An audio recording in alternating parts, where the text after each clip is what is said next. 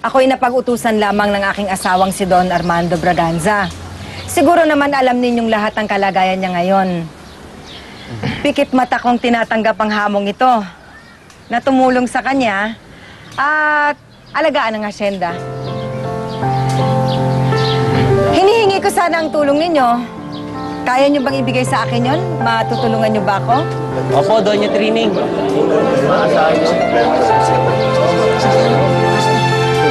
Mayroon na akong mga ilang projects. Siyempre, uunahin muna natin ang mga nasimula ng aking asawa. Tatapusin na muna natin yon. At magpapatulong ako kay Damian Valiente.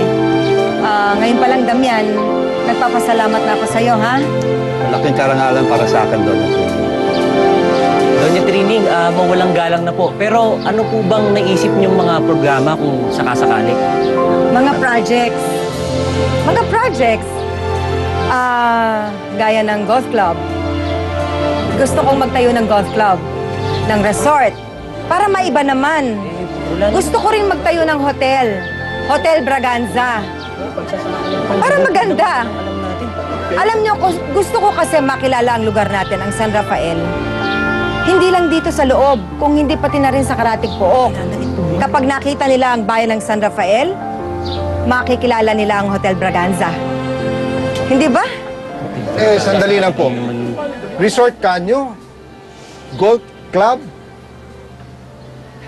Sandali. Turista ba ang hanap natin dito sa lugar natin? Malakas kumita ang turismo.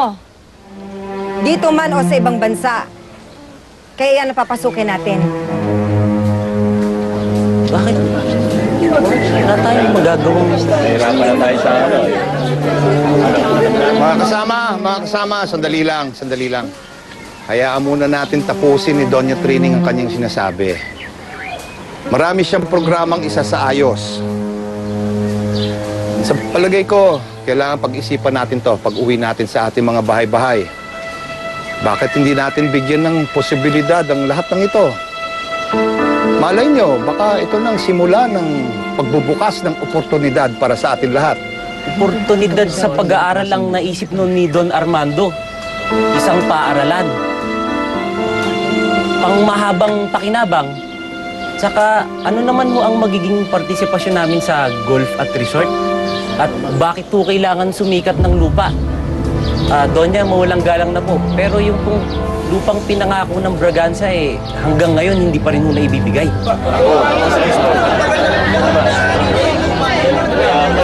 Mga kasama! Sandali. Tahimik lang. Tungkol sa bagay na yan, hayaan nyo.